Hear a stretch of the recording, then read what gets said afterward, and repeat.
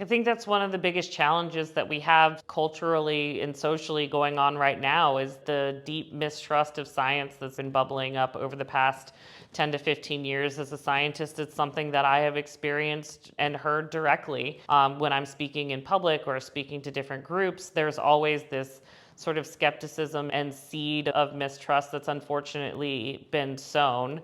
But I think the greatest tool that we have to overcome that is one, being open and honest about what the science really means. There are always going to be unknowns, there's always uncertainties associated with science, and being able to effectively communicate those uncertainties and be honest about what the science says and what it does not say, I think is incredibly important. On the other hand, I think that showing people that some of the things that we're talking about, specifically in the Chesapeake Bay and the scientific models and the outcomes that we use to address where things are in the Chesapeake Bay, these are things that can be translated into people's everyday lives. There are recreational anglers who go out every day who can see if there are more or less fish than there used to be.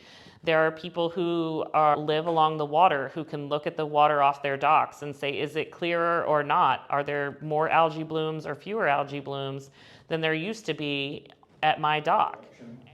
The Chesapeake Bay Foundation has always been a science-based organization, and so anytime there's new science that comes out, of course, we're going to evaluate that with respect to the way that we run our programs, as well as the policies and laws that we're advocating for. And one of the big things that we have always been focused on in the Bay cleanup is helping to prioritize and direct funding and programs and priorities to places that we think are going to be the most effective. And so I think in terms of applying this new information and moving in a new direction over the next 10 to 20 years, the Maryland office and Chesapeake Bay Foundation overall are really going to be trying to push states, individuals, individual permittees into implementing those practices which are going to be the most effective in reducing pollution, in improving habitats, increasing the productivity of the bay. So in terms of the type of work that we're going to be doing, it's going to feel very similar to the type of work we've always done. We have always taken in new scientific information as it comes and used that to better inform our science and our policies within our organization. So in that vein, we're gonna keep on doing the same thing we've done for the past 50 years. I think for us, we see litigation as our last resort when advocacy and pushing state or federal agencies or decision makers has not gone. We've always tried to implement good policies and follow up to make sure that they are enforced properly, but unfortunately, sometimes the last remedy is a legal remedy and a litigation remedy, and I think the Chesapeake Bay Foundation has been particularly thoughtful about choosing those opportunities over the years, as well as pretty successful overall. And the good part about that, the one positive that comes out of litigation, is that it, one, clarifies the law and the application of the law, but also provides important precedents so that we know in the future where those specific laws and policies are going to end up. And so I think it's an important tool in our toolbox. I'm very happy that the Chesapeake Bay Foundation has those great attorneys and experts in place to help with those things. I know not all organizations have that capacity or have that available to them. So I'm happy that it is a tool that we have in our toolbox for the Chesapeake Bay environmental community writ large, and hopefully one that we don't have to use too often. So one of the other issues that I've really focused on throughout my time at CBF that's facing the Chesapeake Bay and its living resources are invasive species. But one of the most challenging invasive species that we have come across in our work is the blue catfish. So this is a fish that was introduced into the James River in Virginia in the 1970s and 80s, really to create a sport fishery down there. At the time, it was thought that these are freshwater fish. We don't have to worry about them spreading to other systems because they're going to stay up in the non-tidal areas of the James, and we'll just create a nice little recreational fishery. But unfortunately, they have proven themselves to be quite versatile when it comes to the tolerances that they have for salinity and temperature.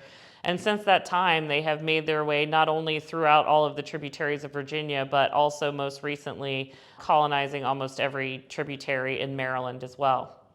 And one of the main concerns that comes with blue catfish and other invasive species is preying on our native species and also competing with them for the same prey that our native species would be feeding on. So the things that have us most concerned in this respect are rockfish or striped bass, blue crabs, white perch, bluefish, weakfish. All of these are really important commercial species for harvest, but also important for recreational angling in that community.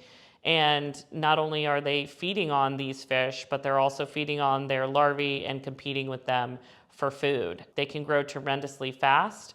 They can eat a ton in a day, and they're pretty much found everywhere. We've really been focusing on helping the state of Maryland increase opportunities for commercial harvest.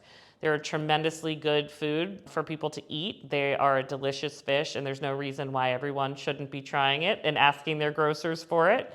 But we've also been encouraging recreational anglers to catch and keep these fish, and have been working on the policy side to help remove some barriers to increased harvest and processing of these fish that have come down from federal agencies, as well as some of the other implementation issues, infrastructure issues that are really hamstringing our efforts to get these fish out of the bay. We are hoping that this is something everyone can do their part in helping us eat our way out of this problem, whether it's blue catfish, northern snakeheads. This is an issue where everyone can play a part and help us get these invasive species out of the bay. At the same time, we're supporting our local watermen, we're supporting local seafood industries, and providing people with a local source of highly nutritious seafood. So it's a win-win across the board.